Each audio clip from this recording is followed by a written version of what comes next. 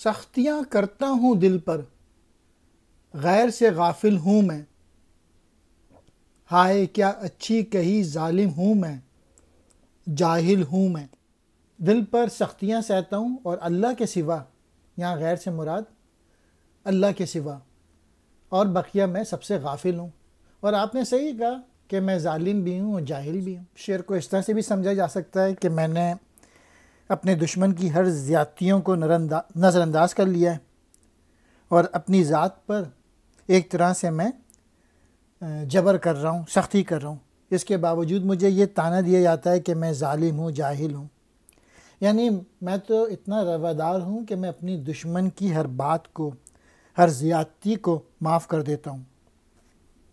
اور اس پہ زیادتی یہ ہے کہ لوگ مجھے ظالم بھی کہتے ہیں۔ میں جبھی تک تھا کہ تیری جلوہ پیرائی نہ تھی، جو نمود حق سے مٹ جاتا ہے وہ باطل ہوں میں۔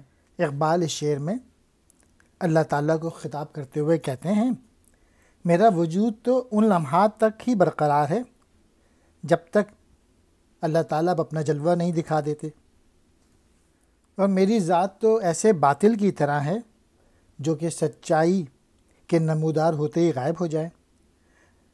مراد یہ ہے کہ میں نے اللہ تعالیٰ کا جلوہ دیکھنا ہے، اور جیسے ہی میں جلوہ دیکھوں گا میں اس میں ایسا جذب ہو جاؤں گا جیسے حقیقت کے نمودار ہوتے ہی جھوٹ غائب ہو جاتا ہے۔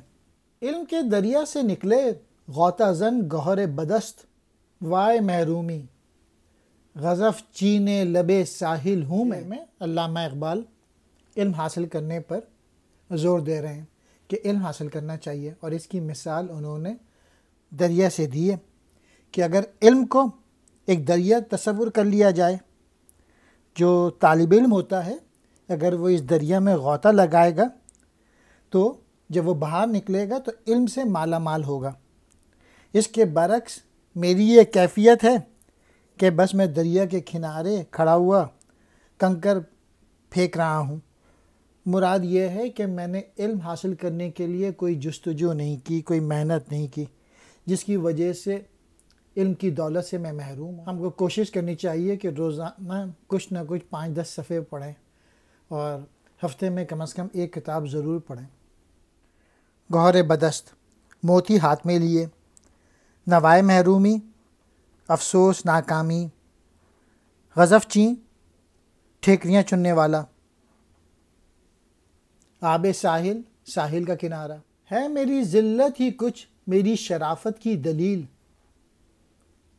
جس کی غفلت کو ملک روتے ہیں وہ غافل ہوں میں۔ اقبال نے حضرت آدم کے جنت سے نکالنے کے واقعے کی طرف اشارہ کیا ہے کہ یہ تذلیل عملاً میری شرافت کی دلیل بن گئی، کہ اپنی غفلت کے سبب جب مجھے جنت سے نکالنے کا حکم دیا گیا، اس حکم پر فرماتے فرشتے بھی جس پہ آنسو بہاتے ہیں۔ میری ذلت ہی میری شرافت کی دلیل ہے کہ میری غفلت اور ناسمجھی پر فرشتوں نے آنسو بہائے۔ ملک کہتے ہیں فرشتے کو۔ بزم ہستی اپنی آرائش پہ تو نازاں نہ ہو، تو ایک تصویر ہے محفل کی، اور محفل انسان کا وجود، انسان کی ہستی ہی دراصل دنیا کی آرائش اور خوبصورتی کا سبب ہے۔ انسان نہ ہو تو یہ دنیا ایک ویرانہ بن کے رہ جائے۔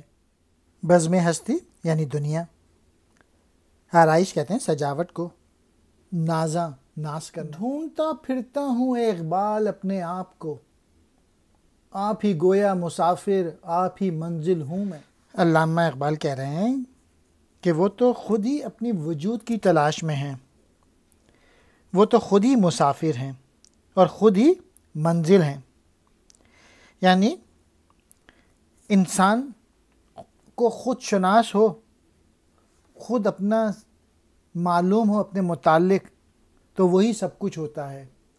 اگر انسان کو اپنی خود ہی معلوم ہو تو انسان کو سب کچھ مل گیا۔